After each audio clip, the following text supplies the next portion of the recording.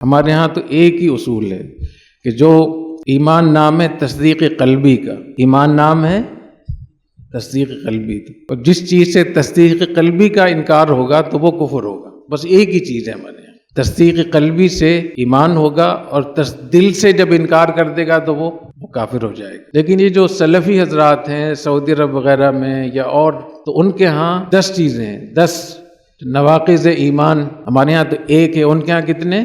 10.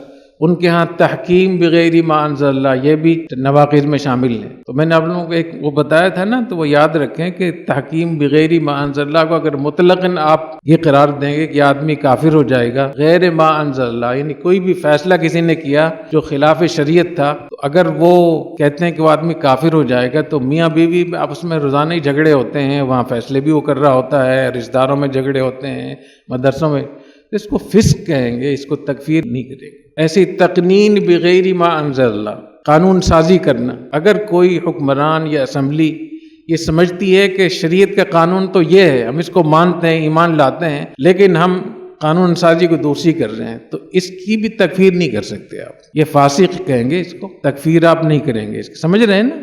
ایسی الولا والبرا، یہ بھی مشہور ان کا وہ ہے کہ اگر کفار سے جو آدمی دوستی کرتا ہے، اور دوستی بھی ایسی جو ممنوع ہو، تعلقات کو آپ دوستی نہیں قرار دیتے. ہمارے ہاں تو ہر چیز کو دوستی بناتے ہیں نا. تو اگر کاروبار کر رہے ہیں کفار کے ساتھ، تعلیم حاصل کر رہے ہیں، ان کا آنا جانا ہے کہ، اور اس کو دوستی نہیں کہتے. دوستی کا مطلب ہے کہ دل کے اندر آپ کی دوستی ہو. تو یہ حرام ہے، جائز نہیں ہے، لیکن کفر نہیں کہہ سکتے. وَمَن يَتَوَلَّهُم مِّنكُمْ فَإِنَّهُ مِنْهُ. وہ ایک صحابی تھے جو بدر میں، حاتب بن بلت، تو ان سے تجدید ایمان تو نہیں کروایا گیا. وہ مشرکین مکہ کو اطلاع دینے جا رہے تھے، کیونکہ وہ سمجھتے تھے کہ وہاں ان کے بچے ہیں تو ان کو نقصان ہوگا. تو ان سے یہ تو نہیں کہا گیا کہ ان کے ایمان کی تجدید کریں. تو تعلقات یا ان سے ایسی دوستی رکھنا جس سے ان کی طرف رجحان ہو، یا ان کو مخبری کرنا، اس سے تکفیر نہیں کر سکتے.